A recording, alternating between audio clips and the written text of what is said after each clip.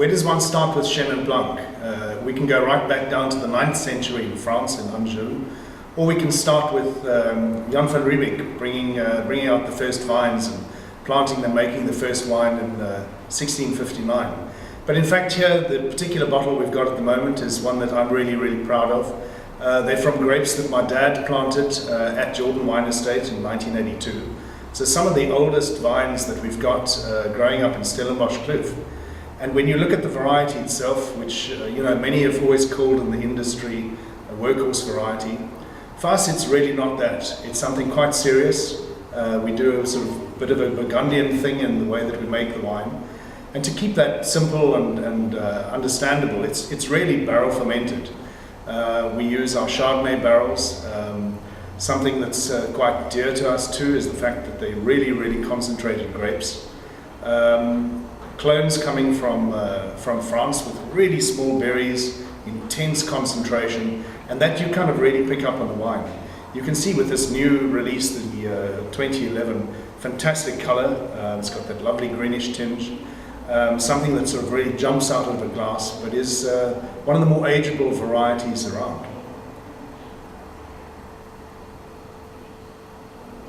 You're missing out on this.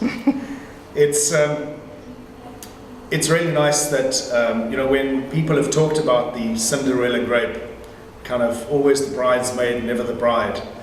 It's due to a number of producers that you're going to be seeing over the next month or so that has really brought Chenin Blanc to the fore and made it what it is in South Africa today.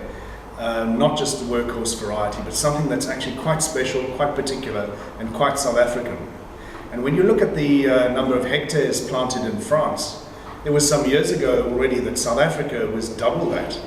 And incredible when you look at the industry itself, how Chenin Blanc has evolved and changed. And as a wine producer myself, there was a big danger of pulling out all those wonderful old gnarly vines that our fathers and grandfathers had planted. And lucky enough with this whole Chenin Blanc revival, people have got interested in Chenin Blanc again, particularly in these styles where they are lightly wooded, really serious, intense food wines. I mean, you can imagine this wine here with some sort of ravioli, a braised rabbit with broad beans, which is what we do out at Jordan, or George Jardine's special cold smoked yellowtail. Absolutely delicious with wine like this. I'm getting carried away, the wine's so great.